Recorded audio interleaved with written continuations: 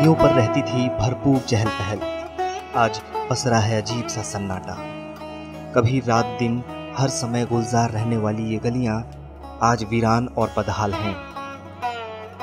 वक्त ने करवट ली, हवा बदली और अपने साथ उड़ा ले चली यहाँ का वैभव। समय के साथ कारोबार के तरीके बदले, नए शहर बसे, उद्योग के नए ठिकाने बने। हवेलियों के मालिक रहे यहाँ के व्यापारियों ने हवेलियों को अकेला छोड़ बड़े शहरों का रुख कर लिया। कोई विदेश चला गया तो कोई मुंबई, दिल्ली या कोलकाता जैसे शहरों का रुख कर लिया। जैसे यहाँ कभी एक हवेली को देखकर दूसरी आलीशान हवेली बनाई गई थी, बिल्कुल उसी तरह एक के बाद एक हवेली में ताले लटकने लगे और यहाँ बनी शेखावती शैलियों की हवेलियों के रंग फीके पड़ने लगे। देखभाल और रखरखाव के अभाव में ये जर्जर होती जा रही है।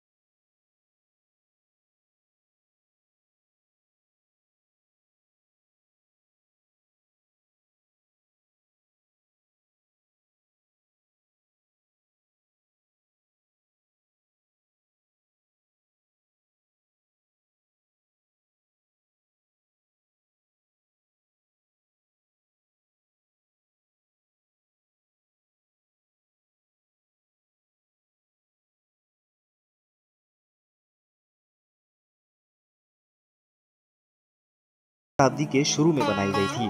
यहाँ इतनी सारी हवेलियां हैं कि इनकी गलियों से गुजरना आपको रोमांच से भर देगा। शेखावती हवेलियां अपनी विशालता और भित्ति चित्रकारी के लिए विश्व में प्रसिद्ध है। ये हवेलियां गांव के पुराने हिस्से में स्थित है। स्थानीय बड़े बड़े सेठ साहूकारों, मारवाड़ियों और धनी व्यक्तियों ने अपने निवास के लिए इन विशाल हवेलियों का निर्माण करवाया था। ये हवेलियां कई मंजिला होती थी। इन्हें शेखावटी क्षेत्र से बुलवाए गए राजमिस्त्री और चित्रकारों ने अपनी कल्पना से साकार किया था।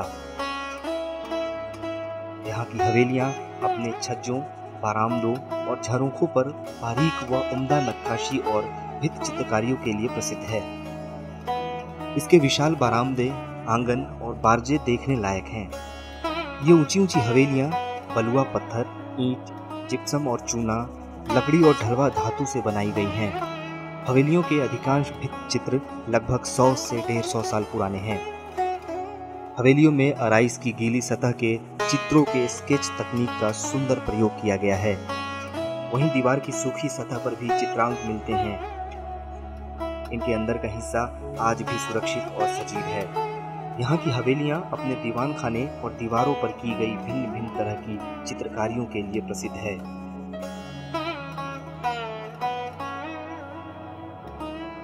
हवेलियों पर की गई रंग बिरंगी चित्रकला बहुत सुंदर है। इन्हें दीवार पर चूने का प्लास्टर करते वक्त बनाया जाता था।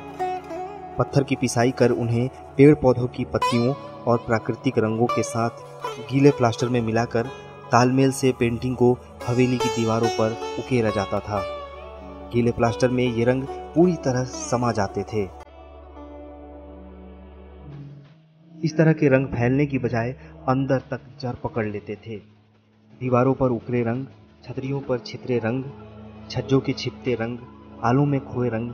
जितने रंग उतनी हवेलियां, जितनी हवेलियां उतनी कलाकारी दिखाई देती है। हवेली की दीवारों के रंगीन चित्र आज भी ताजा दिखाई देते हैं। इन हवेलियों में पुराण कालीन चित्र, रामायण और महाभारत की कहानियों, शेखावटी सरदार और देसी सामंती जीवन के घटनाओं से सजाया गया है। इन दीवारों पर बड़े प्राणियों की आकृतियां बनाई गई हैं। बाद में बने कुछ चित्रों पर भाप के इंजन, रेलगाड़ियां बनी दिखाई देती हैं। कभी ये हवेलियां रंग, संपन्नता और परंपरा की प्रतीक थी, लेकिन आज इनकी सुध लेने वाला कोई नहीं। कुछ हवेलियों के दरवाजे पर ताले लगे हैं, तो कुछ का ज्यादातर हिस्सा टूट फूट कर बिखर गया है। आज इनकी सुध लेने वाला कोई नहीं। जरूरत है तो इन हवेलियों के पुराने दिन लौटने की। अगर इनको पर्यटन के लिहाज से फिर से सजाया संवारा जाए तो एक बार फिर इनकी पुरानी रौनक लौट सकती है। हवेलियों की तरह यहाँ की बावड़ियों और जलाशयों का निर्माण भी राजस्थानी शैली में हुआ है, लेकिन ये भी अब खंडहर और कचरे के ढेर में तब्दील हो गया है।